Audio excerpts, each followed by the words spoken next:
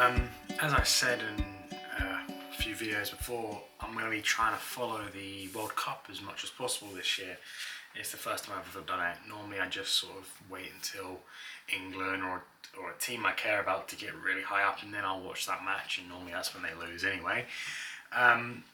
Anyway, I was watching Germany v Curacao, I think it is, and I got told that Germany's really good, and this is Curaçao's first World Cup, so they're probably not as good.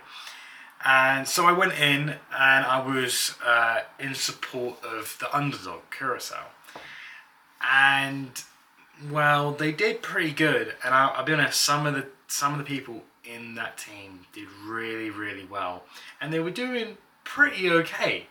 And then the second half, just before the half time, there was a penalty, I believe, and then after that was a score, and then they sort of lost all hope, and it went to rubbish, and they lost 7-1, which I'm not familiar with football, but I'm pretty sure that's pretty bad. Anyway, I wanted to talk about wanting to root for the underdog.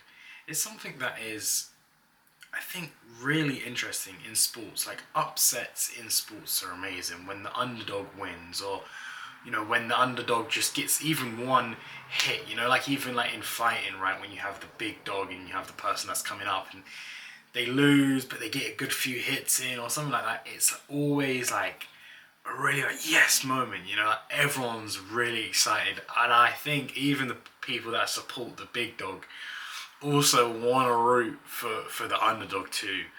And it makes me think, why do we do that as human? I listened to this, I think it was a TED talk, and you might have heard it. It's very famous, and it's called Pork Chop, and it's basically about a guy talking about him getting bullied as a kid, and very suicidal thoughts, and things like that. And in this, I don't know what you'd call it. Is it a poem? I don't know what the format is called, but the speech he gives is, he says, we always root for the underdog because we see ourselves in them. And although I think that can be true, I also pose another, what's it called? Another viewpoint of it. I think maybe that we root for the underdog because the reality is we are all underdogs in some way or another, right? Even the best footballer is not going to be the best basketball player, right? Even the smartest person might not be the strongest, and vice versa. So in one way, we will always be an underdog in one way. So yes, we definitely know that feeling, but I think for me as well, the big person, the big shot, right? And you can see it very well in World Cups, right?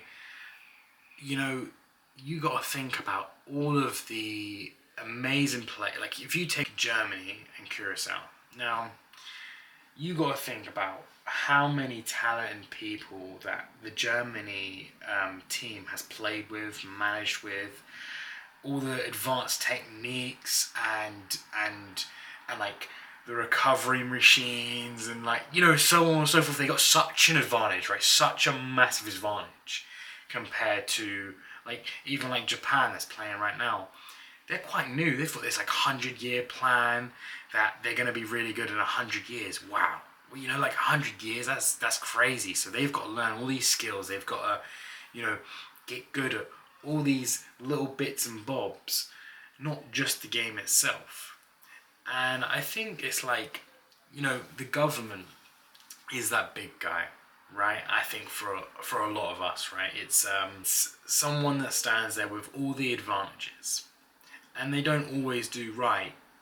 And that's why you always root for the smaller guy. And I'm not saying that that's always the case, but I think when I watch, football where you have two countries going at it, and one is definitely a lot poorer and has a lot more problems than the other, it sucks to think that maybe if they had the same advantages here, maybe they'll do better.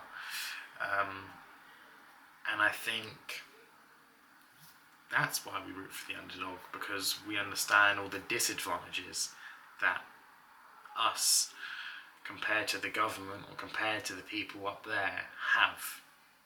I don't know if that makes any sense, but just like many of my videos, do they ever make sense? I don't know.